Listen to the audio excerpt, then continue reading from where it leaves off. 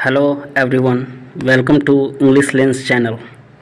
तो आज ये एडिटोरियल लिया है मैंने द इंडियन एक्सप्रेस से। ठीक है, क्या है इस एडिटोरियल का नाम? इनहेरिटेंस टैक्स ऑन बफेलोज, मतलब भैंसों पे विरासत कर। आजकल देश में बहस छिड़ी हुई है, खास करके राजनीतिक पार्टियों के बीच में, क्योंकि अब कौन सी पार्टी है ये तो मैं नहीं बता सकता, लेकिन कोई एक पार्टी है जो इनहेरिटेंस टैक्स लगाना चाहती है। ठीक है, और उसकी जो अपोजिट पार्टी है वो उसका विरोध कर रही है। अब शायद बीजेपी लगाना चाहती है इनहेरिटेंस टैक्स, और कांग्रेस विरोध कर रही है कि नहीं, इनहेरिटेंस टैक्स नहीं होना चाहिए। एक्चुअली हम लोग जान लेते हैं कि इनहेरिटेंस टैक्स होता क्या है।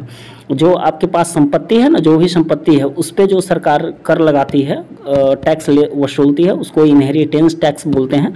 और ये एक बहुत ही पुराना कॉन्सेप्ट है, ऐसा नहीं है कि ये न्यू कॉन्सेप्ट आया है, ये पुराना है। पहले लगाया जाता था लेकिन बंद कर दिया गया था, फिर से इसकी चर्चा राजनीतिक गलियारों में उठ चुकी है। ठीक है, मैं अपना विचार इस पे प्रकट करना चाहूँगा। आप लोग भी बताइएगा कि इनहेरिटेंस टैक्स लगाया जाना चाहिए या नहीं, कमेंट बॉक्स में ज़रूर बताइएगा। लेकिन मेरा विचार ये कहता है कि इनहेरिटेंस टैक्स होना चाहिए, लेकिन उन लोगों पे लगना चाहिए जिनके पास काफ़ी संपत्ति हो पहले से। ऐसा इसलिए क्योंकि इससे क्या होगा कि गवर्नमेंट के पास पैसा आएगा, और गवर्नमेंट जो है जो नीचे तबके के लोग हैं उनके लिए कुछ कर पाएगी। जैसे स्कूलों को बेहतर बना पाएगी। तो इससे क्या होगा, जैसे आप लोग देखते होंगे कि सरकारी स्कूलों में पढ़ाई अच्छी नहीं होती है, क्योंकि उनका वहाँ का इंफ्रास्ट्रक्चर अच्छा नहीं है। टीचर को पैसे देने के लिए गवर्नमेंट के पास पैसे नहीं होते हैं, तो अच्छे टीचर नहीं आ पाते हैं। तो इन सब रीज़न से तो इससे क्या होता है कि शिक्षा व्यवस्था जो है ना वो एक हाथों में चला जाता है। यानी जिनके पास पैसे हैं वही अच्छी शिक्षा ग्रहण कर पाते हैं। हर किसी के पास अच्छी शिक्षा तक पहुंच नहीं हो पाती है, जिससे बहुत सारे, और मेन चीज़ तो शिक्षा ही है ना। तो और अन्य चीज़ों में भी, जैसे हॉस्पिटल वगैरह ये सब गांव में होने चाहिए। तो इन सब चीज़ों के लिए गवर्नमेंट के पास पैसा होगा, और इससे क्या होगा कि जो संपत्ति है उसमें एक मतलब जिसके पास भी एसेट है या पैसे हैं उसमें क्या है कि समानता आएगी। मतलब ज़्यादा कम तो हर किसी के पास रहता ही है, लेकिन बहुत ज़्यादा और बहुत कम, जैसे आज के टाइम पे है कि आप लोग जानते ही हैं कि जो जिसके पास पैसा है उसके पास खूब पैसा है, और जिसके पास पैसा नहीं उसके पास बिल्कुल भी नहीं है। तो ऐसा बिल्कुल नहीं हुआ है ना। ठीक है, जिसके पास है उसके पास थोड़ा बहुत ज़्यादा है तो ठीक है, सही है। जिसके पास कम है, लेकिन होना सबके पास चाहिए। कम से कम बेसिक जो भी एमिनिटीज़ हैं, सुविधाएँ हैं जीवन जीने के लिए, वो तो हर किसी के पास होना चाहिए। ठीक है, ये मेरा अपना विचार है। आप लोगों को आप लोग इसके बारे में क्या सोचते हैं वो बताइएगा नीचे कमेंट में। ठीक है, चलिए, तो जो भी हो हम लोग आगे बढ़ते हैं, इस एडिटोरियल को देखते हैं इसमें क्या है। तो कह रहा है, to milk the cash buffalo the central government में launch a new programme to promote. इसको मैं थोड़ा जूम कर लेता हूँ ताकि आप लोगों को दिखे अच्छे से। ये देख लीजिए, ये इसका हेडिंग है। ये काफ़ी लंबा एडिटोरियल है, इतना तो मैं नहीं पढ़ाऊँगा, लेकिन देखता हूँ जितना होता है उतना मैं करता हूँ। ठीक है, उतना मैं पढ़ाता हूँ आप लोगों को। तो क्या है, to milk the cash buffalo the central government में launch a new programme to promote buffalo rearing and provide an initial outlay of Rs 806,000 crore, यानी 8,06,000 करोड़। ठीक है, at the rate of 1,000 crore per district of India to milk the cash buffalo. मतलब भैंसों को नकदी भैंसों का दूध निकालने के लिए सेंट्रल गवर्नमेंट क्या है कि में एक मॉडल एक्सिलरी वर्ब है जिसका यूज पॉसिबिलिटी को दर्शाने के लिए होता है।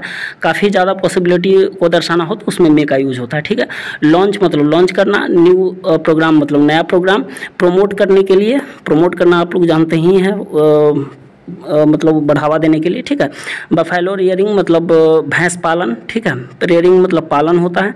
एंड प्रोवाइड, और प्रोवाइड मतलब प्रदान करना। इनिशियल मतलब प्रारंभिक। आउटले मतलब होता है खाका, खर्च, व्यय, परिव्यय। ठीक है, तो खर्च तो कह रहा है कि जो नकदी भैंस का दूध निकालने के लिए सेंट्रल गवर्नमेंट एक नया प्रोग्राम लॉन्च कर सकती है, ताकि भैंसों का क्या हो, पालन को बढ़ावा दिया जा सके। और उसके लिए जो सेंट्रल गवर्नमेंट है वो एक प्रारंभिक परिव्यय भी प्रदान कर सकती है, जो कि 8,06,000 करोड़ का होगा।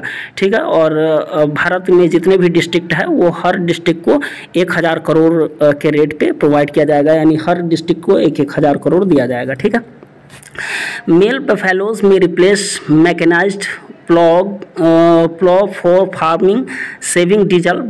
Buffalo manure may replace harmful chemical fertilizers. Buffalo milk may become the milk of choice in India.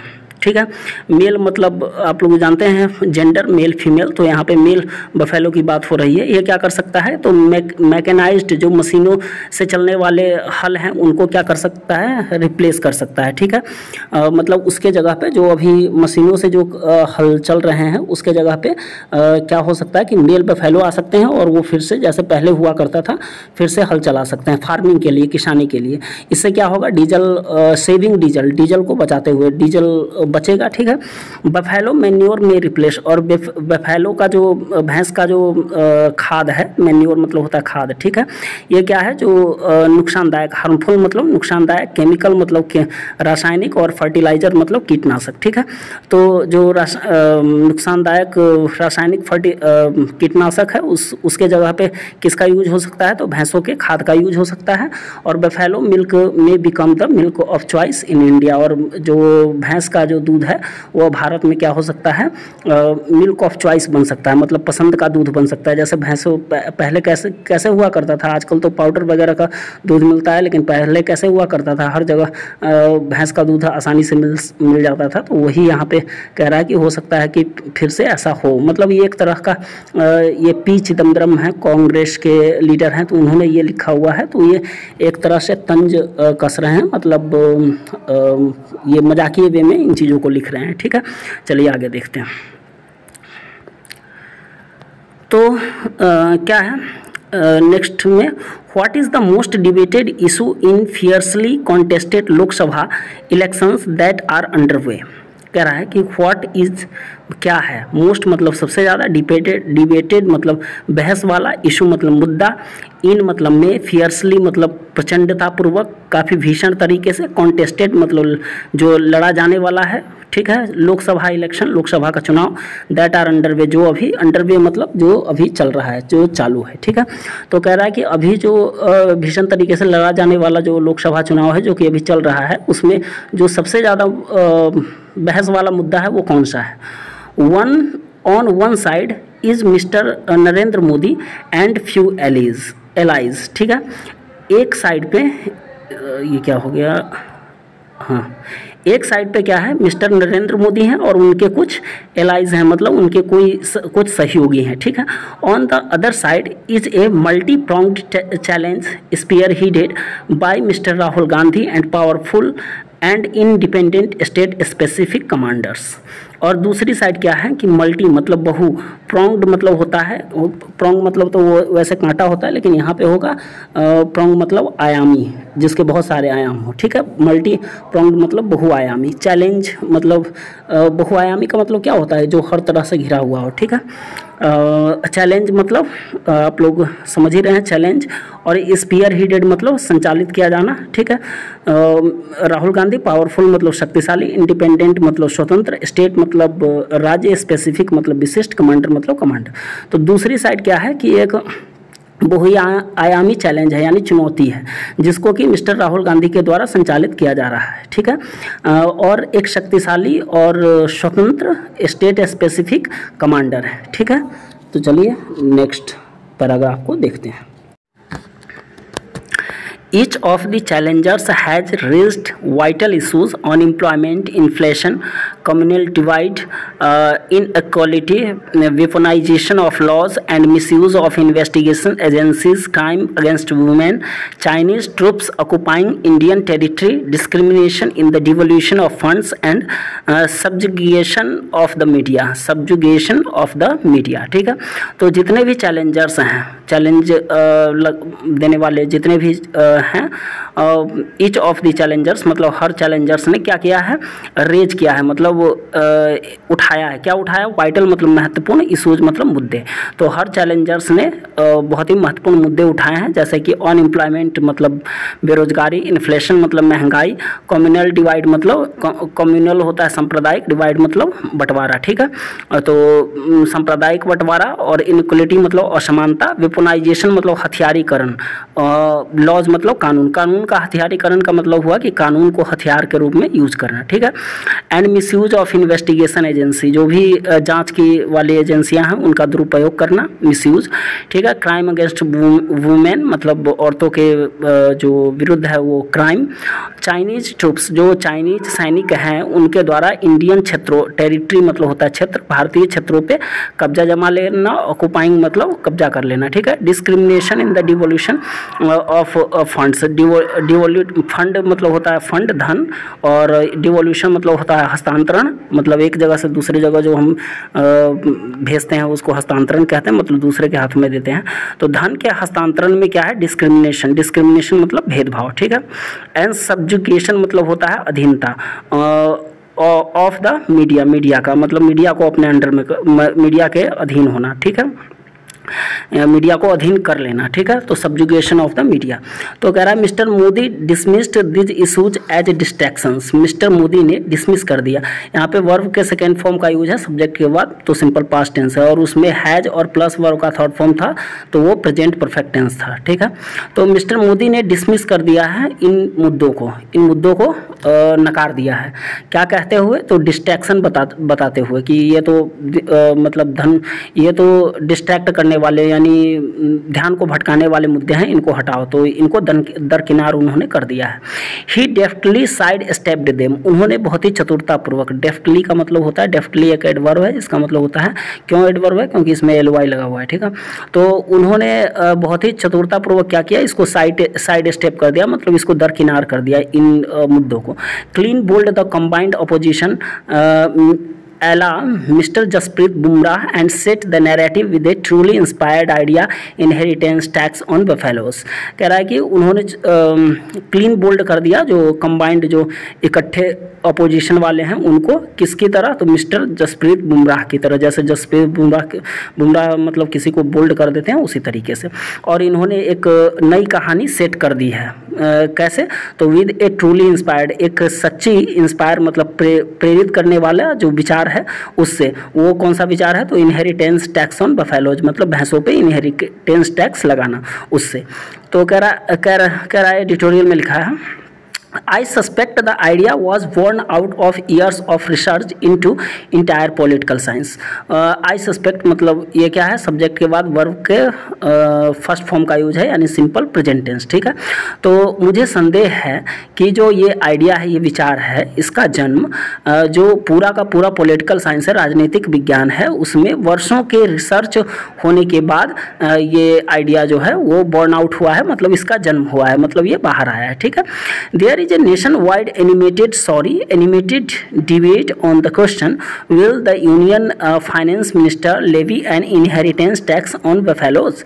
कह रहा है कि there is a nationwide animated, कह रहा है कि ये पूरा राष्ट्रव्यापी एनिमेटेड है। एनिमेटेड मतलब एनिमेशन वाला, या इसको हम कह सकते हैं पशु के समान, क्षमा करें, एनिमेटेड डिबेट मतलब वही एनिमेटेड, ये क्या है? डिबेट है, बहस है, किस पे? इस क्वेश्चन पे कि क्या जो यूनियन फाइनेंस मिनिस्टर हैं वो इनहेरिटेंस टैक्स भैंसों पे लगाएंगे, लेवी करेंगे, मतलब वसूलेंगे, लगाएंगे। Let me try to enrich the debate. आइए हमको इस बहस को समृद्ध बनाने दीजिए, ठीक है। इनरिच मतलब समृद्ध करना, डिबेट मतलब बहस, और ट्राई मतलब कोशिश करना, ठीक है। तो मुझे आइए, चलिए इस डिबेट को हमें समृद्ध बनाने की कोशिश करने दीजिए, ठीक है। चलिए आगे देखते हैं। टैक्सेज ऑन एनिमल्स, एनिमल मतलब जानवरों पे टैक्स लगाना, कर लगाना। The fundamental question that will arise is whether the levy of such a tax by union government would be constitutional.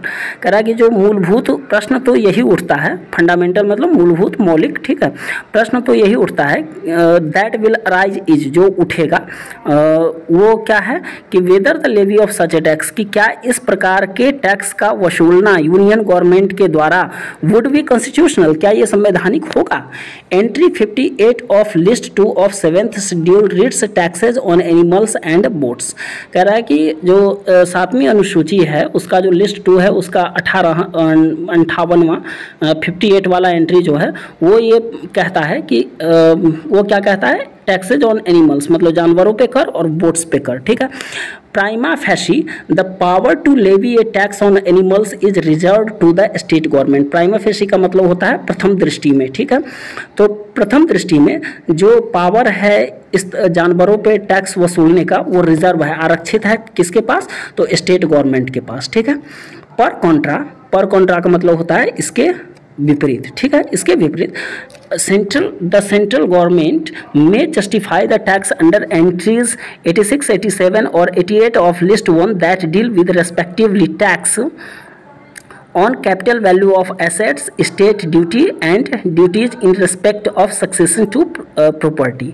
कह रहा है कि इसके विपरीत जो सेंट्रल गवर्नमेंट है वो जस्टिफाई कर सकते हैं इस टैक्स को, मतलब इस टैक्स को उचित बता सकते हैं किसके अंडर में, तो अंडर एंट्री 86, 87 और 88 जो लिस्ट 1 में लिखा गया है उसके अंतर्गत ये सही इसको ठहरा सकते हैं, जो डील करता है, जो निपटता है, किन से, रिस्पेक्टिवली, क्रमशः, किन से, तो tax on capital value of assets संपत्ति का जो पूंजीगत वैल्यू है उस पर जो टैक्स लगता है उसके रूप में स्टेट ड्यूटी मतलब संपत्ति शुल्क, ठीक है, ड्यूटी मतलब शुल्क होता है और स्टेट मतलब संपत्ति, ठीक है, और duties in respect of succession of property, और प्रॉपर्टी के सक्सेशन का मतलब होता है उत्तराधिकार, ठीक है।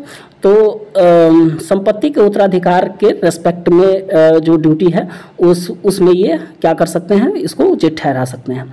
इन लीगल जार्गन, लेकिन अगर हम कानूनी रूप से देखें, लीगल जार्गन का मतलब कानूनी रूप से, is a buffalo always an animal, क्या जो भैंस होता है वो हमेशा एक जानवर होता है, और या when it is inherited और passes through succession does the buffalo become an asset, या फिर क्या जब इसको it is inherited मतलब ये जब विरासत में मिलता है यानी विरासत वाला होता है, या passes through succession या फिर ये उत्तराधिकार से पास गुजरता है मतलब कोई किसी और का भैंस किसी और के पास है, तो does the buffalo become an asset, तो क्या जो भैंस है वो एक संपत्ति बन जाती है।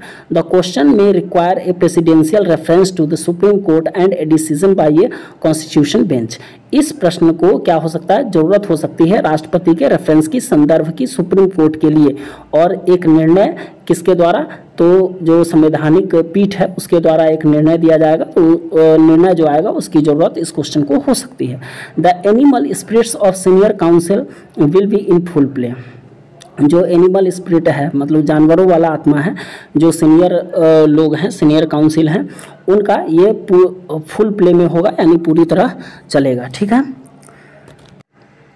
तो जो क्या कह रहा है, एनिमल स्पिरिट, सीनियर मतलब वही सीनियर वरिष्ठ, और काउंसिल मतलब काउंसिल आप जानते ही हैं, यहाँ पे क्यों काउंसिल, यहाँ पे वकीलों की बात हो रही है, तो जो सीनियर वकील हैं उनके जो पशु आत्मा है वो क्या करेंगे, फुल प्ले में होंगे, पूरी तरह चलेंगे, या कह सकते हैं कि सक्रिय होंगे, ठीक है।